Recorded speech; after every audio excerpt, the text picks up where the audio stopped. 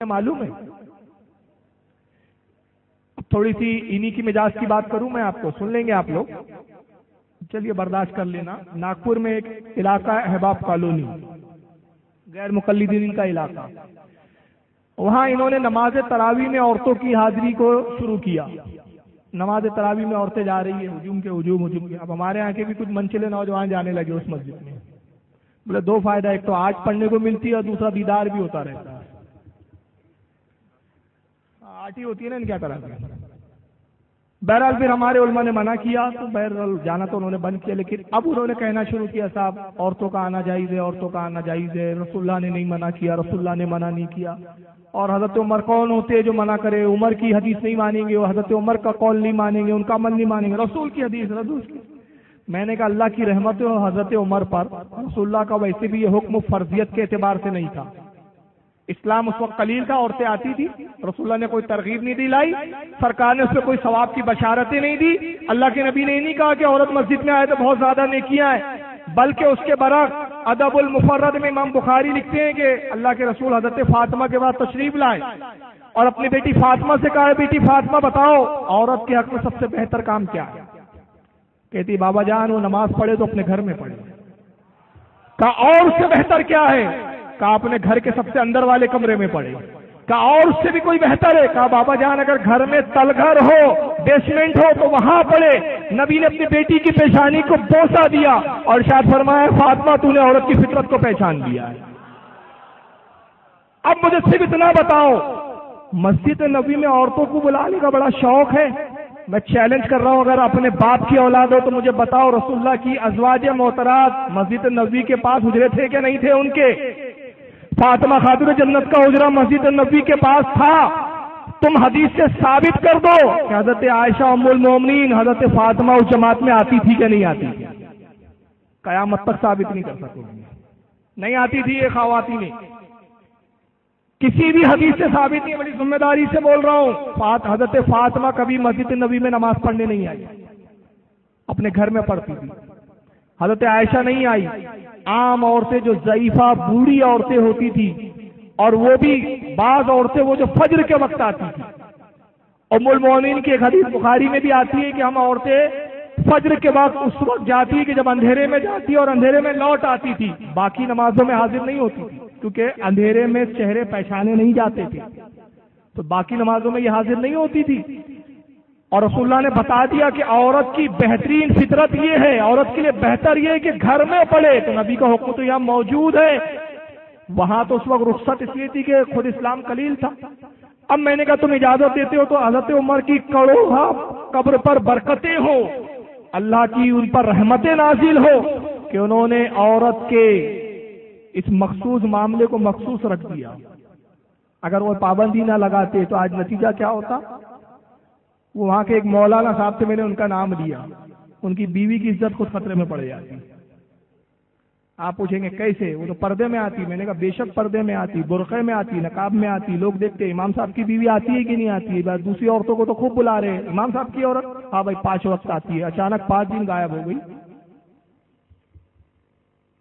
سمجھ گئے آپ؟ میں نہیں کھولوں گا، مولانا صاحب کی بیگم نہیں دکھ رہی ہے بھائی۔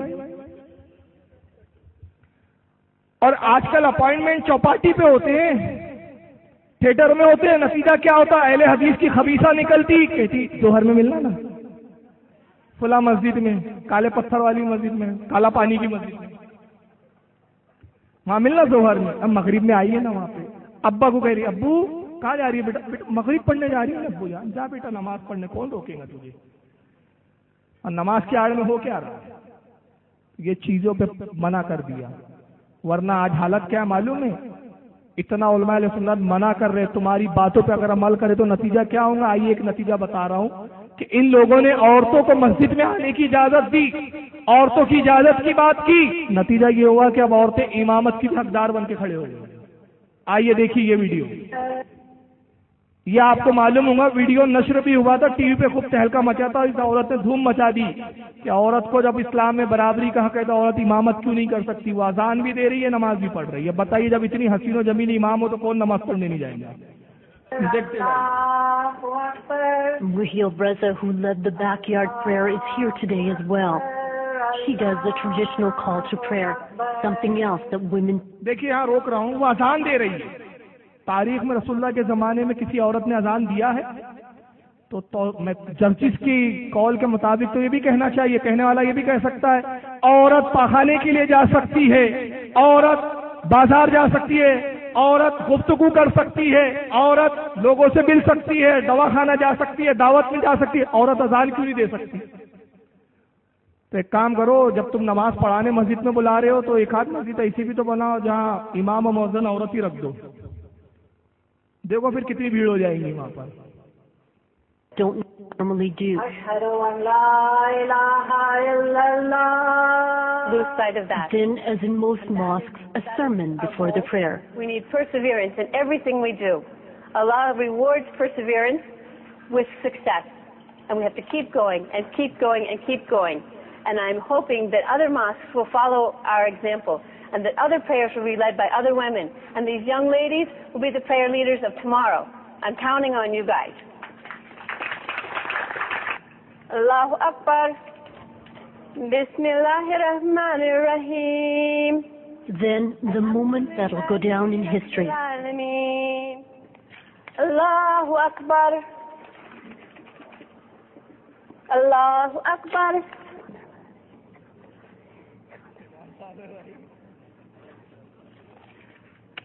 اچھا نیت کیا ماننا ہے؟ پیچھے اس امام کی کہ پیچھے اس حسینہ کی؟ Allahu Akbar.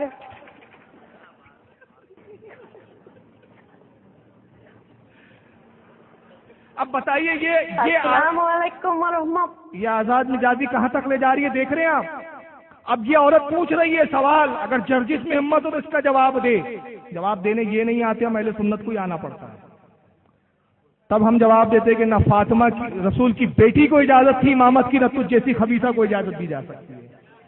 جب نبی کی شہزادی امامت نہیں کر سکتی تو ان سے بڑھ کر ہے.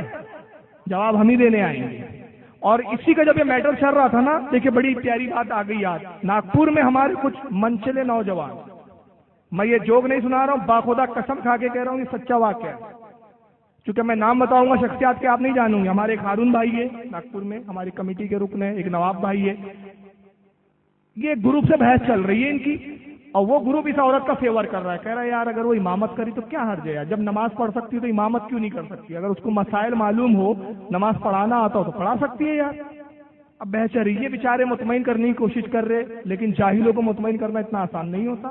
اتفاق سے میں آ گیا، اتنی دیر میں گزارا تھا، انہوں نے آواز دی، ارے فاروق بھائی رکے. ارے بڑے اچھے موقع پہ آپ مل گئے.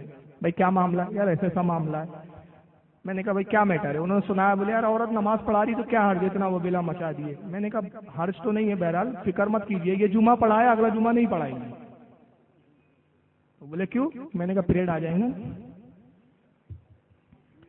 وہ فوراً ان کے سمجھ میں آ گیا، ارے ہاں یار امام ہی غائب ہو جائیں گا. میں نے کہا یہ ہے وہ وجہ جس کی بنا پہ شریعت نے منع کیا ہے. تو نتیجہ کیا ہوگا؟ مساجدوں میں آؤں گے، سب کے راز کھلنے شروع ہو جائیں گے. حضرت عمر پر کتنی رحمتیں ہیں اللہ کی، کتنے مخصوص چیزوں کو اللہ حضرت عمر نے مخصوص کر دیا ہے. سمجھ رہے ہیں آپ؟ تو حدیث دانی اور ہوتی ہے، حدیث پڑھنا اور ہوتا ہے. بہرحال دعا بھی کر رہی ہے. السلام علیکم ورحمۃ اللہ. Please bless us this day. Bless us in all our efforts. اچھا ایک چیز نہیں مار کی آپ نے اس میں، کیونکہ تبصروں پہ دھیان ہے، مرد اور عورت ساتھ میں مل کے نماز پڑھ رہے ہیں. اور جرجس کی دلیل کے مطابق کل یہ بھی مطالبہ ہوگا، جب شادی میں مرد اور عورت بفے میں ایک ساتھ کھا سکتے ہو تو ایک ساتھ بازو بازو بیٹھ کے نماز کیوں نہیں پڑھ سکتے؟ جرجس کی دلیل پر ساتھ میں دیکھیں آپ. اللہ اکبر.